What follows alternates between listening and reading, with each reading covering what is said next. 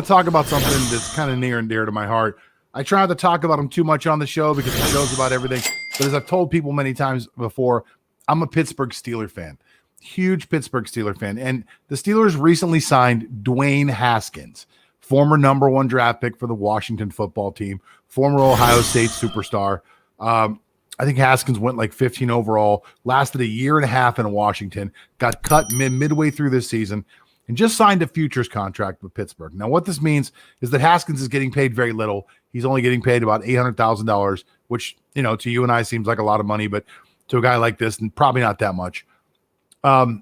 He'll be signed to a futures contract, which means he can stay with the team holds the right to put him on the roster for this year. So he'll have the offseason to work out with the Steelers. He'll be able to go to OTAs. He'll be able to hopefully make his way to training camp, and he'll be able to fight and get himself a roster spot. Now, I do follow a lot of the Steeler blogs, and I'm listening to people complain about why are they hiring Haskins, or some people are loving it, thinking he's the replacement to Ben Roethlisberger. And I think the truth is somewhere in the middle. I believe that Dwayne Haskins is one of those guys that, listen, he's a little immature. He only had 1 year at Ohio State. And obviously he did a lot of things in Washington to make a lot of people really, really, really upset. So much so that he got cut in the middle of the season. Now, that's a classic, huge fall from grace. Probably the biggest fall from grace we've ever seen before. I can't think of a player who started off the year as starting quarterback, team captain, and ends up cut 3/4 of the way throughout the season. Now, Haskins gets a chance to restart in a place that absolutely loves first-round draft choices. And I'm not even talking about their own. Pittsburgh has a history and a tendency to pick up first-round draft choices that other teams have let go. Last year alone, and now I'm not talking about 2020, 2019, without Ben Roethlisberger, they put a defense together with it, which was the number 1 defense in the NFL, and they had more first-rounders on that defense than I've ever seen on a team ever. They had 10 first-rounders on defense alone. They had signed Tyson Alualu from Jacksonville. They had signed Joe Hayden from Cleveland. They had signed we've signed Eric Ebron. We have signed just tons of people. At one point, Paxton Lynch was on the team. If there's a first-round draft choice out there and they're available, Pittsburgh will kick the tires and bring them in. And that's what I think is happening in this Haskins situation.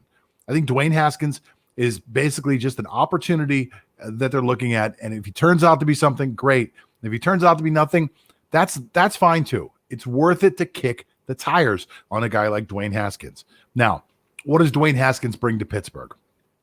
Well, first of all, the girls in the strip clubs are going to love him because Dwayne Haskins likes to go out and party.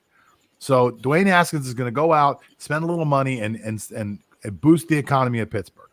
But on a serious note, guys, Dwayne Haskins is going to give Pittsburgh an opportunity at a very, very talented quarterback to compete with not Ben Roethlisberger,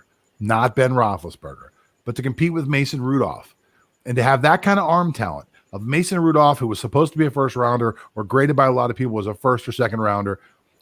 Dwayne Haskins, Ben Roethlisberger.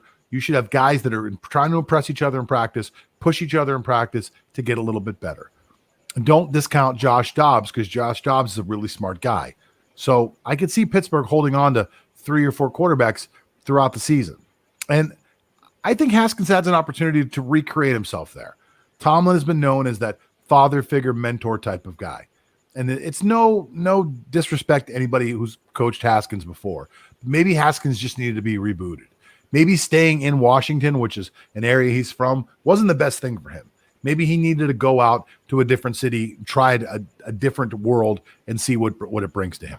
So for me, as a Steeler fan and as a sports fan, I'm excited to see Dwayne Haskins. I'm excited to see him get an opportunity to compete. By all accounts, everyone says he's a nice guy, but obviously just a little immature. So that's the Dwayne Haskins story. I'm going to keep my eye on it throughout the offseason. I know a lot of fans are going to, whether they're Steeler fans or OSU fans or even some Washington football team fans.